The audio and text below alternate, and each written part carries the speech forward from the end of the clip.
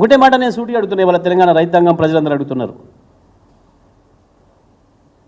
నీకు రుణమాఫీ చేయడానికే డబ్బులు లేవు. నువ్వు ఇచ్చిన మాట ప్రకారం 48,000 కోట్ల రుణమాఫీ చేయాల్సింది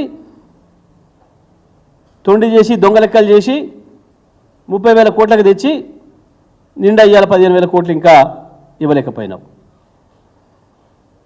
4,000 రూపాయల పెన్షన్ చేస్తానన్నావు, ఇప్పటికి కూడా 4,000 రూపాయల పెన్షన్ ఇవ్వలేకపోయినావు. అదే 2,000 కేసీఆర్ ఇచ్చినా ఇస్తున్నావు. వికలాంగులకు 6,000 ఇస్తా అన్నావు, కేసీఆర్ ఇచ్చిన 4,000 కంటిన్యూ చేస్తున్నావు. పెళ్లి చేసుకునే ఆడపడుచులకు, ఆ కుటుంబానికి తల్లిదండ్రులకు కేసీఆర్ ఇచ్చే 1,00,000తో పాటు తులం బంగారం ఇస్తా అన్నావు,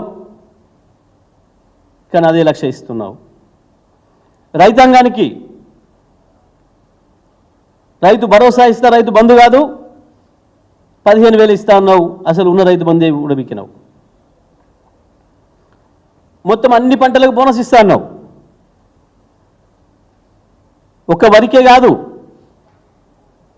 వరిలో పండిన ప్రతి గింజకు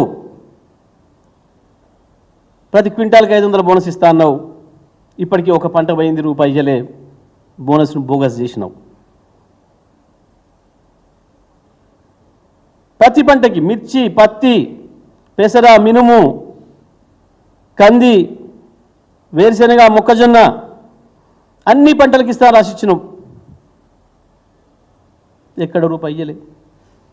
ఎందుకు అంటే పైసలు లేవు.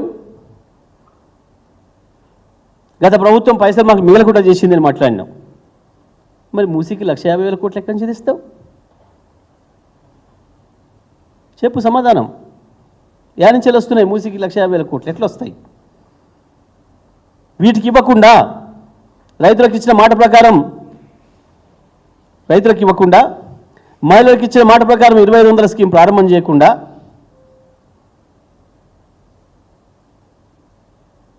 ఆటో కార్మికులకు ఇస్తున్న 12,000 రూపాయలు ప్రారంభం చేయకుండా, వ్యవసాయ కూలీలకు, భూమి లేని వ్యవసాయ కూలీలకు ఇస్తున్న 12,000 రూపాయల పథకం ప్రారంభం చేయకుండా, అసలు హాస్టల్లో చదువుకున్న పిల్లలకి అన్నానికే డబ్బులు ఇవ్వకుండా, ఇప్పటికి 26 మంది పిల్లల్ని చంపినావు. మూసీలో 1,50,000 కోట్ల కుంభకోణానికి పథకం ప్రారంభం చేసినావు. ఏడికెళ్ళి తెస్తావు చెప్పు డబ్బులు? వాటికి ఎందుకు ఇవ్వవు, దీనికి ఎందుకు పెడతావు? కారణం చెప్పు. ఎందుకంటే అందులో కమిషన్లు రావు. రైతు బంధులో కమిషన్ రాదు, రైతు రుణమాఫీలో కమిషన్ రాదు, మహిళలకు 2,500 ఇస్తే కమిషన్ రాదు, స్కూల్ పిల్లలకు ఫీజులు పంపిస్తే, అలా భోజనానికి డబ్బులు పంపిస్తే కమిషన్ రాదు, ఆటో కార్మికులకు 12,000 ఇస్తే కమిషన్ రాదు, వ్యవసాయ కూలీలకు 12,000 ఇస్తే కమిషన్ రాదు, కానీ మూసీ ప్రాజెక్టులో వస్తుంది. అది నీ ప్రయారిటీ.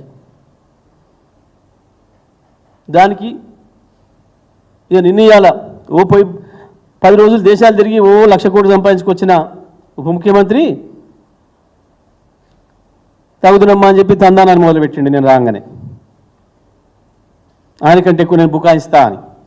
మీ బుకాయింపులు ఇవి ఎవరిని భయపెట్టియలేవు, గుర్తుపెట్టుకోండి.